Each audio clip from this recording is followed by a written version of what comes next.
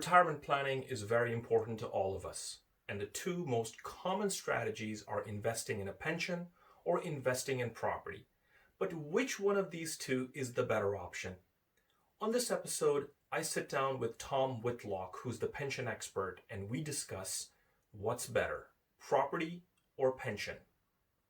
Enjoy the episode.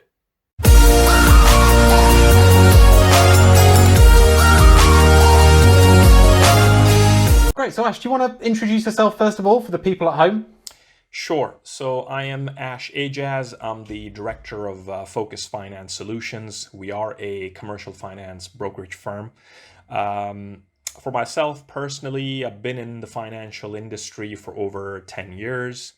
I also, as Tom mentioned in the intro, have my own YouTube channel, which is focused around property and finance. And every week on Thursday, you can catch the Property Focus News, where I recap the top 5 property news of the week. So in our busy lives, when we don't have time to read newspapers or watch the news or whatever, I try and condense those top 5 news within a 2-minute clip. So you get sort of the highlights and the main bits. So just trying to help and share the knowledge. And that's me in a nutshell.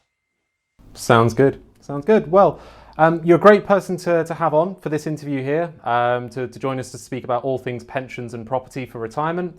We've spoken on this channel at length about what you can do with your pension fund, but never too much around the property side of things. So it'd be really good to get your thoughts on what you believe is probably the biggest pro and probably the biggest con of using property as a retirement vehicle. We'll then look at sort of the comparisons to that with pensions and hopefully come to some sort of friendly solution as to what is the optimum for clients. Sure. I was going to say to both our audiences, this is not a debate or who wins or what's better or whatnot. It's just a conversation just to add to their knowledge and perhaps help them decide, because a lot of people, that's the biggest dilemma they have.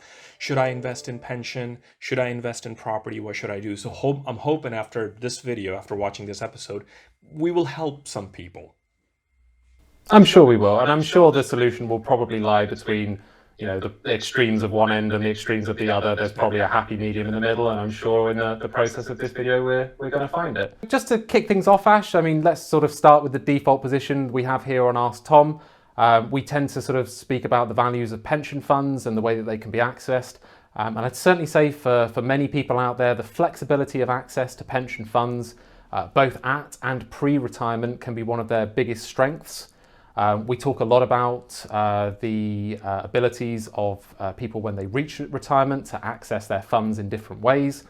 So traditionally, where people would pay money in through their working lives, invest in the markets, hit 65 and buy an annuity, that's a very well-trodden path and one that works for a number of people, but it's certainly not the only way that you can actually access those funds in retirement. For many people, they'll take a more flexible approach through something called income drawdown, where the pension fund actually remains invested in the markets, so continues to hopefully receive growth from that exposure. But along the way, some of those funds are being liquidated and sent to the pension holder to act as income in retirement there, as well as the obvious tax efficiencies when they're putting the money into the pension fund. When they tend to be drawing it, they're often doing so at a time where their income is not bearing a lot of tax burden for them. So those funds are often taken with a very low amount of tax out of the pension fund. That's all about when you reach retirement, but of course there are a lot of things you can do with your pension fund before that stage. Of course, in 2015, we saw some changes with regards to the pensions freedom legislation, which allows people to access their pension funds in full once they hit 55, soon to be 57, but for the time being, at least at time of recording, that's 55 at the moment. And that typically involves individuals having access for up to 25% of the value of their pension fund completely tax-free, that they can take as a cash lump sum, which they can use as they see fit in their personal lives. That's very much for individuals. What they can do prior to retirement with the flexibility that a pension provides is seemingly endless. If they're business owners, they can use those funds and invest and grow their business. If they're potentially involved in commercial property, there may be some ways they can use their pension fund to invest in a piece of commercial property for investment purposes. And indeed, they have access to funds which can include tens of thousands of businesses across all sectors across the planet. And for me, that flexibility is just not matched in any other investment vehicle that exists. Ash, I'm sure you've got some great pros around property, and I'd love to hear how they stack up. Well, as we were discussing in prep for this, we can sit here and talk about so many pros and so many cons, but time is limited, and we don't want to overload people with the information. So the pro that I picked personally is that by investing in property, you create another stream of income, which is your rental income. And again, by investing in property, whatever age you are, you can kind of create that, and it can take a bit of pressure off of you from your daily life, whether you're employed or self-employed. But just creating that income, you may need that income to use for your day-to-day lives, or it could be going into a holiday fund or whatever it is for. But it just creates that income, and that figure can grow with time, because as we have seen, and especially in recent times, the demand for rental property has been through the roof. And the rental figures, when you look at average rental figures all over the UK, the figure has been going up. So the rents have been going up. Yep, the property value in general has been going up. The demand for people purchasing the properties has gone up. But not everybody can go out and purchase a property, so they have to rely on renting. For quite some time, it's not ideal if someone can go out and just buy a property when they're 25 or even 30. I think some people have to wait because of how expensive buying property is, and the affordability criteria and the restrictions and things like that from the lenders. So as an investor, as a property investor, that creates a real opportunity if you're investing in a property and you're generating another income for yourself, and that can grow.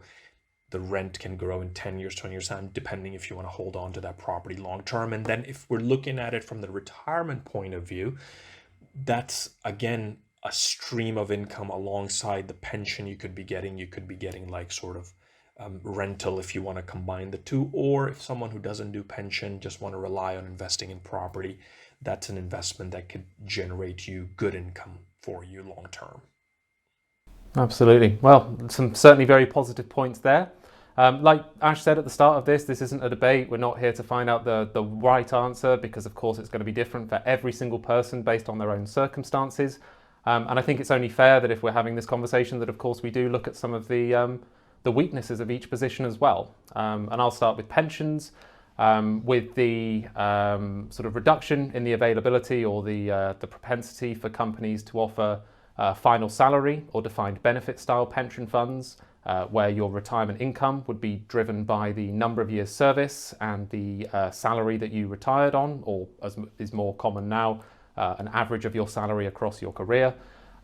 It meant that the people could retire knowing what their income would be, and if there was a shortfall in the investment values, that would have to be topped up by the employer.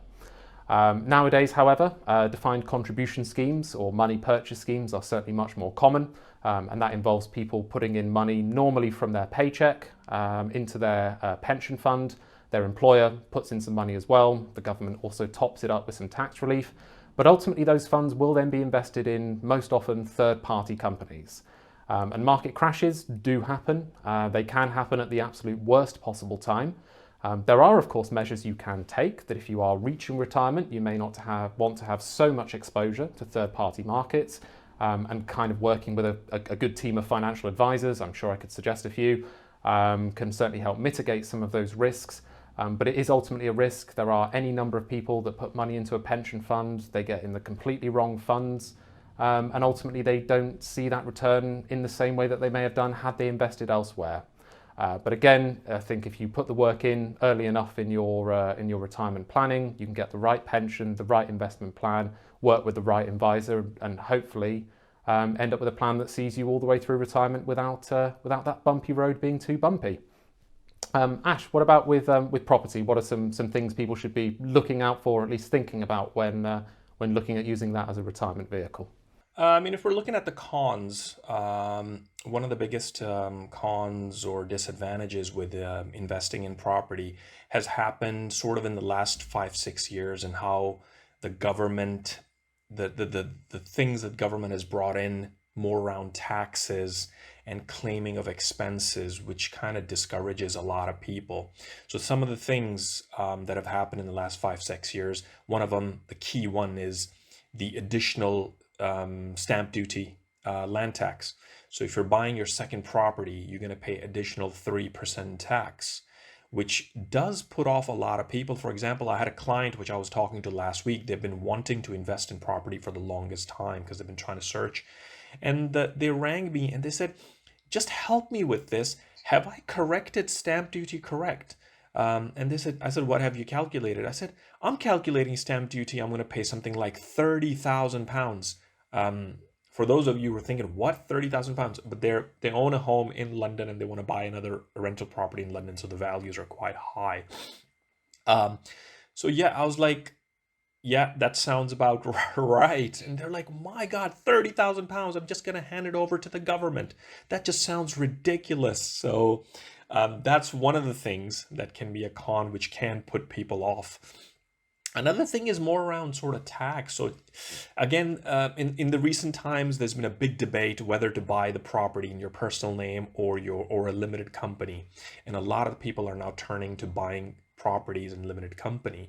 What I've noticed is, so with personal tax, obviously, with rental income that's coming in, depending on where you are, self-employed, employed, that can push you into a high rate tax bracket sometimes. And again, then you'll be liable for paying tax on that additional income. So that's something, when people buy property in their own name, that can put people off. So a lot of people are moving towards sort of limited company, but then again, there's taxes there. I'm not a tax expert or advisor. It's just based on what information I've seen. So that's, again, a lot of the time confuses people, first of all. And because of the confusion and how complicated it can be, it can, sometimes put people off.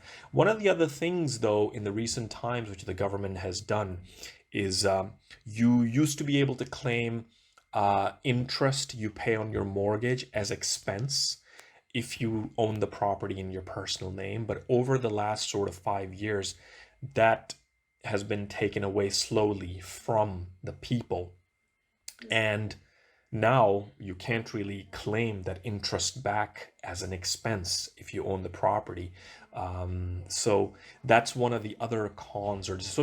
My cons are more around sort of the tax, the expenses, more around sort of tax and how hard the government is sort of making by bringing in these things, which is really discouraging a lot of times the people to invest in property more and more. Well, it's quite interesting, Ash. I mean, a lot of those changes that you've sort of noted that have happened legislatively to sort of discourage the property investment side of things, you've almost seen the complete opposite happening in the pension space, where people are being encouraged through auto-enrollment to start pension funds very young. So it gets people used to paying into a pension fund in their late teens or early 20s. Whereas previously people may not have started until they're potentially more settled in their 30s and starting to think more about retirement there, which I think is a really good practice for a lot of people. If they're getting in the process of saving for their retirement when they're very young, it will hopefully feel a lot less painful as they go, and it'll give them the chance to build up a bigger pension and have a better retirement when it comes to it. But yeah, we're seeing a lot of changes legislatively that are sort of trying to encourage people to use pensions more, whether that's at the expense of property, who knows, we'll probably see or learn more in 20 years' time. But yeah, I think it's been a really interesting look at some of the differences in probably the two most common ways that people fund their retirements, and they are very different ways of doing it. I'm sure there's a lot of crossover that we can discuss in future videos, but we'll get to that when we get to it. Sounds really, really good. Thank you so much, Tom. I think it's been good, and I hope from having this short conversation, we have helped a few people, and hopefully we can bring them more stuff around this topic, which is a hot topic: pension versus property. Absolutely. And if you're watching this at home and you think this has been useful, or if you'd like to see us put together more videos where pensions and property might be the topic, do please feel free to get in touch. I'll make sure links to both Ash's channel and some contact details are listed below in the video description. But for now, Ash, thank you very much for your time. I'll leave this for now. Thank you so much, Tom.